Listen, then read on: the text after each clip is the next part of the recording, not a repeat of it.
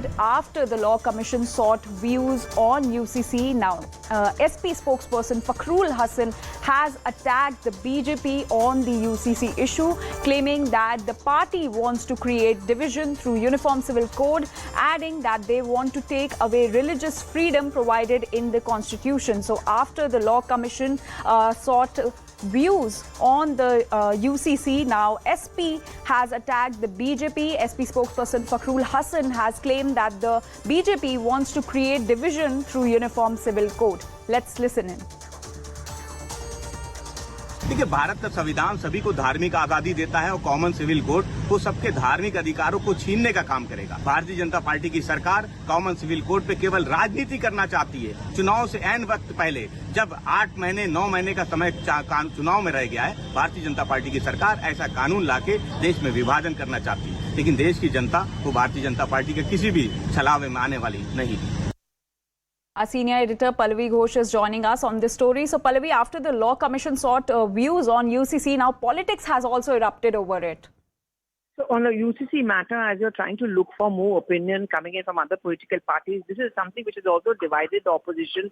Some parties like Congress are still very kind of nuanced in their response, but by and large, most of the opposition parties, and certainly those who have a minority, kind of a vote bank, they are the ones who are opposing the UCC. And as you heard the words of the Samajwadi Party leader, they are accusing the government of deliberately bringing it at this point of time when elections are around the corner. And this is yet another attempt at polarization and division.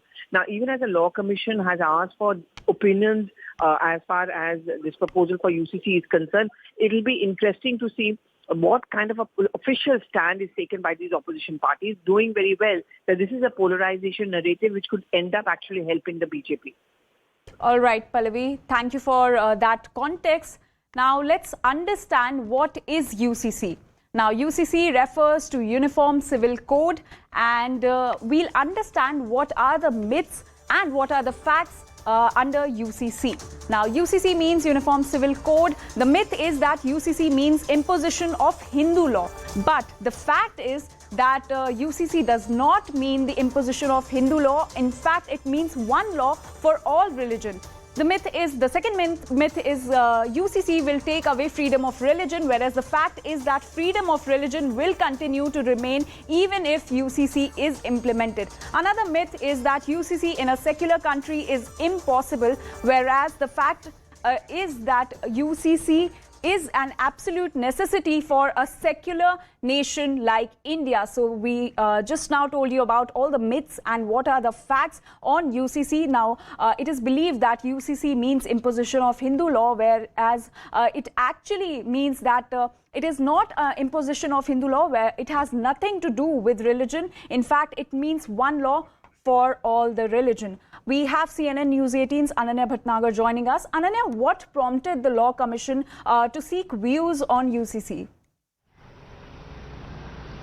Well, you know, Anjali, the Law Commission has invited the views of the public and is re-deliberating on, in fact, the issue of the Uniform Civil Code. Remember, the 21st Law Commission, which was preceding this current Law Commission, had also published a paper. However, since there was a time gap between the formation of the 22nd Law Commission, the paper has now expired, and since it's a very, very crucial issue, now in fact the Law Commission has invited the views of the public. Now, why is the Law Commission looking into the issue of UCC? Number one.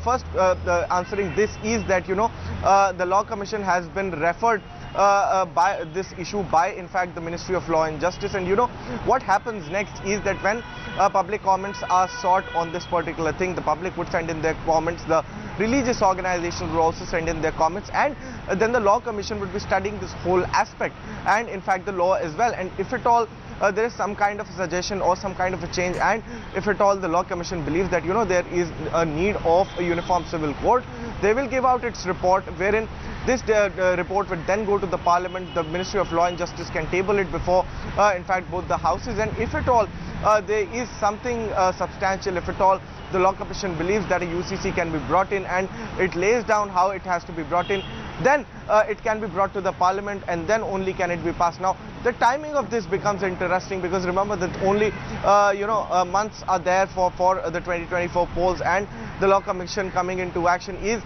what the political parties, various opposition parties are actually hinting at, saying that this is a polarization method of the BJP. But we have to understand that the Law Commission of India is an independent body which actually goes on to research on various topics and give out its suggestions to the parliament.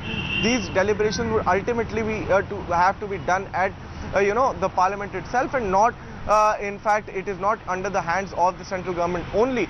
So definitely somewhere or the other, though politics might continue on this particular story, but at the same point of time we have to understand that this whole issue will ultimately have to go before the parliament, where deliberations will take place in this particular case, and then only something can be done. So whether or not a UCC would actually become a reality, or would it remain a dream as it has been for various ages now.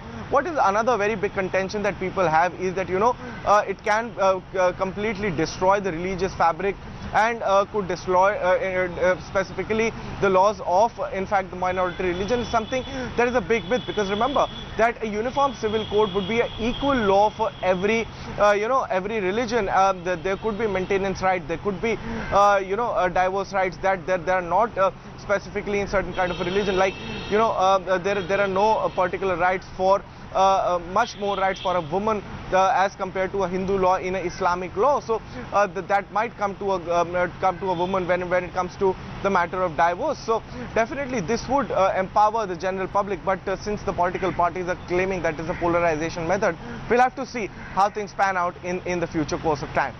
All right, Ananya, thank you for giving us all those details. We'll keep coming back to you for more updates. As of now, we're slipping into a very short break. We'll be right back with more stories.